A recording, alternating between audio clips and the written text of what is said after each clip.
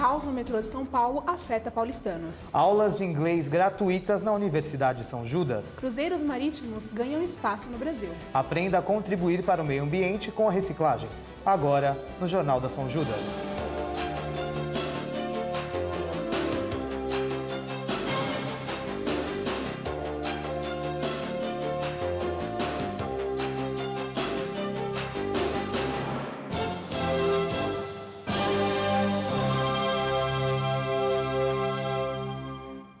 Boa noite. Boa noite. A nova linha amarela do metrô veio para melhorar a vida dos paulistanos. Veja detalhes na reportagem de Anderson Ferreira. O trânsito em São Paulo sempre foi um problema. O metrô, principal meio de transporte e prioridade no atual governo, vem melhorando a cada dia, mas está longe de ser o ideal. A situação que atinge a todos os paulistanos normalmente é essa: correria, empurra-empurra, metrô lotado. Todo dia assim, quase como um formigueiro humano. Mas com a inauguração das estações República e Luz na linha amarela, a promessa é de reduzir cerca de 20% da demanda que fica na estação Sé durante o período de horário de pico. Na minha ida ao trabalho, eu pego o metrô na Vila Prudente, a linha verde, por volta de 7 horas da manhã, mais ou menos. E eu desço na estação Brigadeiro. É tranquilo na ida, tranquilo, metrô vazio, super sossegado. Já na volta, eu pego o metrô na Brigadeiro e faço baldeação na Sé para poder descer no Bresser, que eu faço um curso no Bresser. Aí eu enfrento um grande caos os trens super lotados, metrô, e assim, é bem difícil o meio de transporte a partir desse horário das 17h30. Com conforto e qualidade, marcas conquistadas na nova linha com a parceria do poder público com o setor privado durante os 30 anos de concessão. A ideia é que seja referência para as principais linhas de São Paulo. A linha 4 ela é chamada até de linha da integração, porque ela vai integrar com a linha vermelha e a linha azul do metrô e uma linha da CPTM, a linha de Pinheiros. Por isso, ela deve desafogar bastante essas estações, essas linhas, e aliviar momentaneamente a lotação. Mas isso, como eu disse, é momentâneo. Porque ao mesmo tempo que essas estações estão sendo inauguradas, o fluxo de passageiros continuamente vai aumentando. Tanto que mês passado bateu o recorde de usuários de 4 milhões numa sexta-feira, e esse recorde vai continuar sendo batido. Então, até inaugurar as outras estações da linha amarela, que deve ser em 2014, essa lotação vai continuar aumentando. Então, até inaugurar essas estações, vai voltar. Essa melhora vai ter acabado já. A expectativa é que até a Copa de 2014, 29 quilômetros de extensão do metrô sejam realizados. Até lá, vale a paciência de quem vive em um mundo budista. E a Universidade São Judas realizou em setembro deste ano o 17º Simpósio Multidisciplinar. O tema escolhido foi Desenvolvimento, Saúde e Qualidade de Vida. O pesquisador Júlio César Lazari apresentou a sua pesquisa de mestrado na área de filosofia. A matéria é de Mariana Salvati. A religião racionalista de Voltaire é o tema da palestra de Júlio César Lazari Júnior no 17º Simpósio Multidisciplinar da Universidade São Judas. Esse também é o tema do seu mestrado. Júlio, por que você escolheu esse tema para o seu mestrado? Então, eu estava em dúvida quanto ao tema do meu mestrado quando eu fiz o processo seletivo para fazer a minha pesquisa do mestrado aqui na São Judas. Comecei a ler uma série de filósofos e acabei me identificando mais com o Voltaire. O que você pretende demonstrar com esse trabalho? Então, como o próprio título indica, o objetivo é, por meio dos principais textos do Voltaire, por meio das suas obras mais relevantes, descobrir se Voltaire tem um modelo de religião. Então, essa é a pergunta da minha pesquisa. Voltaire tem uma religião? Então, a partir dessa pergunta, eu vou buscar os textos mais importantes do Voltaire, construir essa questão até chegar à resposta. Voltaire tem uma religião? Qual é essa religião? Quais são as principais questões da religião de Voltaire? Qual é o Deus de Voltaire? O que Voltaire acredita sobre a alma? O que Voltaire acredita sobre a liberdade? E qual o modelo prático da religião de Voltaire? É uma religião civil, uma religião submissa ao Estado? Enfim. Então, basicamente, eu sigo esse caminho buscando responder essas perguntas nos principais textos do Voltaire. Você crê que as ideias do Voltaire ainda são atuais? Sim, pode discordar, você pode concordar com o Voltaire, mas são atuais. O debate é importante, a questão de discutir os milagres é importante, a crença em Deus, a interferência de Deus na vida humana, são questões importantes, são questões que o ser humano tem. Como eu disse, você pode pensar diferente do Voltaire em algumas questões, pensar igual a ele em outras, mas eu acredito que o que ele propõe é atual, sim. Obrigada. Mariana Salvati para a cobertura do 17º Simpósio Multidisciplinar da Universidade de São Judas. E a atual crise econômica continua a preocupar o mundo. A Organização Internacional do Trabalho elaborou um relatório que mostra alta na taxa de desempregos para os países do G20. A repórter Tamires Farias traz mais informações. A desaceleração da economia mundial pode gerar aumento no desemprego em 2012 para os países que compõem o G20. É o que aponta o relatório internacional da Organização do Trabalho. O estudo elaborado a pedido da diretoria do G20 mostra que as taxas de desemprego diminuíram em 2010, mas de forma moderada. No entanto, o total de desempregados no planeta é de 200 milhões de pessoas. Os resultados mostram que, se as taxas continuarem nesse nível, não será possível recuperar os 20 milhões de empregos que os países do G20 perderam na crise a partir de 2008 e que as perdas ainda serão significativas em 2012. Conversamos com o estudante do primeiro ano de Ciência da Computação, Lucas Bertolini, que nos falou sobre suas expectativas a respeito do mercado de trabalho após o término do curso. A minha expectativa é de estar em alta no mercado de trabalho, pois a visão que os professores passam para nós é que essa área é crescente e possui muitas vagas. Eu já atuo na área atualmente, e a visão que nós temos é que nós não precisamos apenas da faculdade, mas precisamos também de um curso de especialização após a faculdade para escolher a área em que vamos atuar. E a universidade promove aos alunos de todas as graduações o curso gratuito de inglês. O repórter Daniel Nunes possui mais informações sobre o curso. Boa noite, Daniel. Boa noite, Guilherme. Estamos aqui com Mônica Araújo. Ela é responsável pelo curso aqui na universidade e vai explicar melhor como os alunos podem se inscrever. Boa noite, Mônica. Boa noite, Daniel. As inscrições devem ser feitas através do site da Universidade de São Judas ou através do CEAM, localizado no piso térreo. Obrigado, Mônica. Voltamos ao estúdio com o Guilherme. Com a chegada do verão, os brasileiros já procuram o destino de férias. A escolha por viagens de navio cresceu nos últimos anos e a repórter Laís Tarifa mostra um pouco mais sobre o assunto. Segundo uma pesquisa feita pela Fundação Getúlio Vargas para a Associação Brasileira de Representantes de Empresas Marítimas, a Abremar, cerca de 100 mil turistas estrangeiros visitaram o Brasil a bordo de navio entre 2010 e 2011, resultado positivo para a economia do nosso país. A pesquisa divulga também que o Rio de Janeiro e Búzios são os lugares que mais faturam com os cruzeiristas.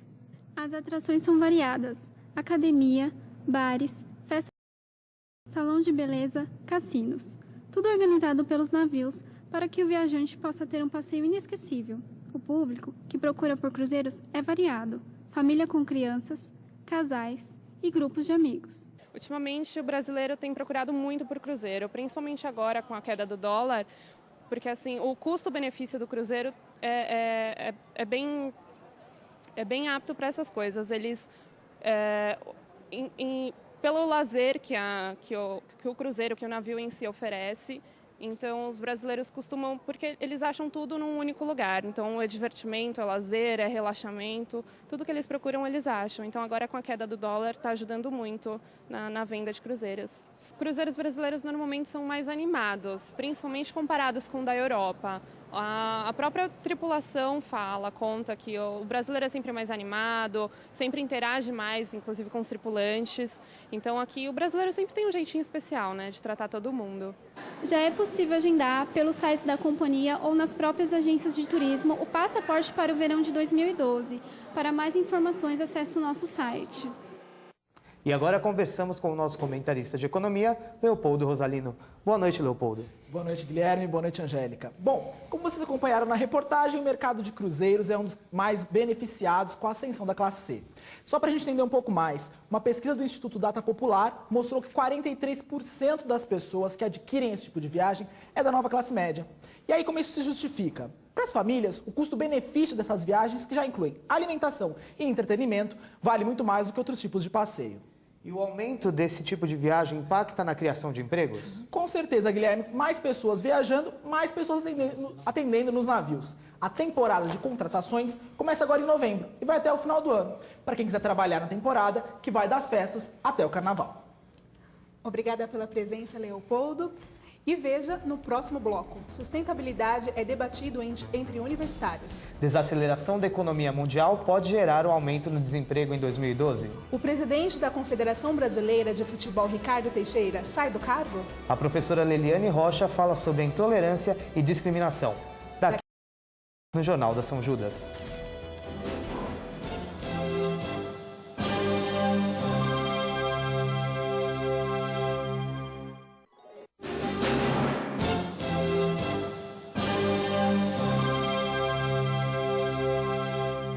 Calcula-se que 700 milhões de toneladas de materiais de todos os tipos sejam recicladas a cada ano no planeta. Grande parte dessa reciclagem é feita nos países desenvolvidos. Mas e no Brasil? Como está esse cenário? Você sabe separar o seu lixo para reciclar? Depois de comer o biscoito ou tomar o cafezinho, vem a dúvida. Em qual lixeira jogar a embalagem ou o copinho? Apesar das lixeiras de coleta seletiva se tornarem cada vez mais comuns, o descarte do lixo ainda é um mistério para muitas pessoas.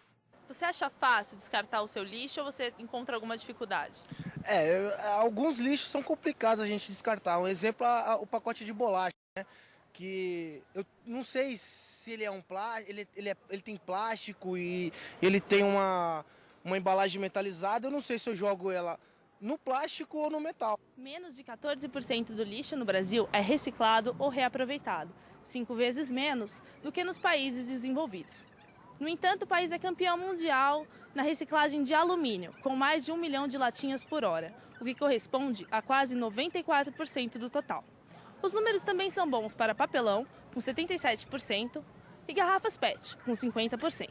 No entanto, outros plásticos, caixas longa-vida e latas de aço não ultrapassam os 30%, seja por desconhecimento ou dificuldade na separação do material. Qual a importância da coleta seletiva?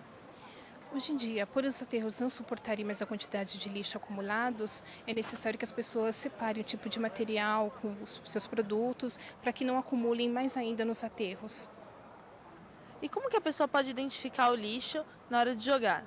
Bem, atualmente aqui, como na universidade, existem as lixeiras devidamente identificadas, então é necessário que a pessoa tenha consciência de, na hora que for jogar o seu lixo, jogar na lixeira correspondente. Selecionar pode ser mais fácil. As lixeiras da cor vermelha são para os plásticos, como copinhos ou garrafas PET. As amarelas são para os metais, como latinhas de refrigerante. As verdes são para os vidros, azuis para os papéis.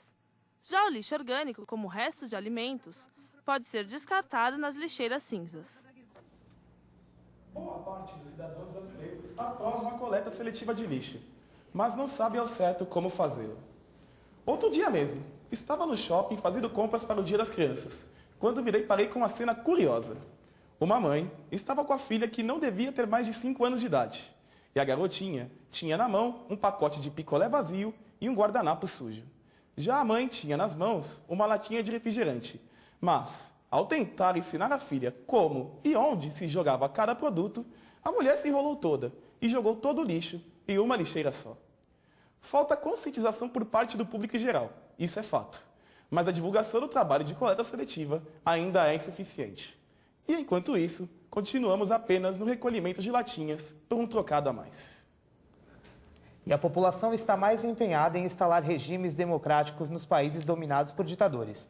Depois do Egito e da Síria, foi a vez da Líbia. O ditador Muammar Gaddafi, que comandou o país por mais de 40 anos, estava foragido desde agosto. Capturado no final do mês passado, Gaddafi teve a morte comemorada no país, que inicia a era democrática após anos de repressão. Em pleno século XXI, onde a informação está cada vez mais acessível, muitas pessoas ainda sustentam o preconceito em relação aos termos de raça, classe social, religião e sexualidade. Como usar o bom senso em um cenário em que o respeito ao próximo está ameaçado? Recebemos em nosso estúdio a professora Leliane Rocha, uma das responsáveis pelo NAD, Núcleo de Atenção à Discriminação e à Intolerância da Universidade São Judas. Professora, Boa noite, obrigada pela presença.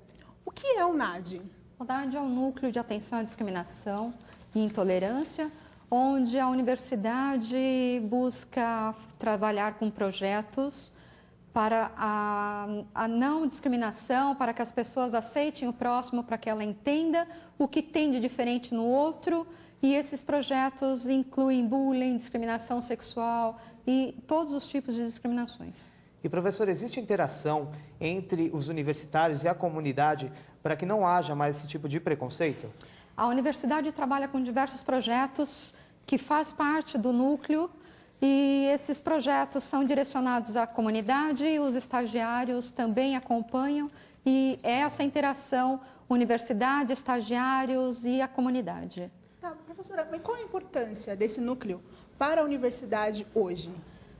O núcleo é importante não só para a universidade, mas como toda a sociedade, no qual você pode discutir quais são os preconceitos, por que isso acontece e ao caso que as pessoas, ao se dar conta de que o outro é diferente, a discriminação e a intolerância pode ser diminuída. Ok, obrigada, professora, pela sua participação em nossos estúdios.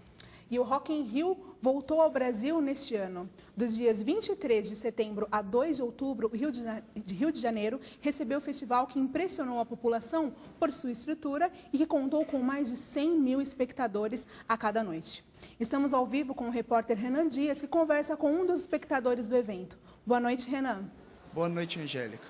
E o festival já garantiu sua nova edição, que será realizada em 2013. O administrador Tiago do Nascimento compareceu ao evento. Boa noite, Tiago.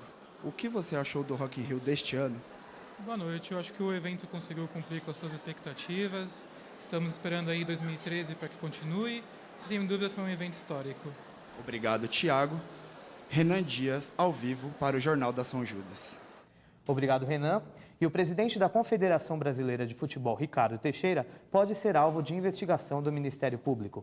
A representação foi enviada à Procuradoria-Geral da República pelo PRB, Partido Republicano Brasileiro. Nela, existe uma compilação de dados que levantam suspeitas contra o atual chefe do futebol brasileiro e do Comitê Executivo da Copa do Mundo de 2014. A principal base de investigação é o fato de Ricardo Teixeira já ter sido acusado de suborno e julgado na Justiça da Suíça há mais de 15 anos, caso esse que ainda não houve uma clara resposta. Estamos com Luciano Bosco, comentarista esportivo do nosso jornal, para explicar um pouco disso tudo. Luciano, o que está acontecendo? Boa noite, Angélica. É verdade, estamos num momento muito conturbado no cenário esportivo nacional. Semana passada mesmo presenciamos a queda do ministro Orlando Silva, por envolvimentos com a corrupção, supostos envolvimentos. Agora, com relação ao Ricardo Teixeira, para você ver como a nossa justiça é meio falha, foi preciso um repórter britânico, no caso o Andrew Jennings, da BBC de Londres, fazer uma série de investigações e acusações para que a gente começasse a se perguntar como agem esses homens que tocam o futebol brasileiro. O Andrew Jennings, semana passada, estava declarando lá no Senado que se a presidente Dilma soubesse das suas provas, o Ricardo Teixeira não ficaria mais nem um minuto no comando do futebol. É algo de se pensar, Obrigada, Luciano. O Jornal da São Judas fica por aqui. Outras informações na próxima edição. Boa noite e até amanhã.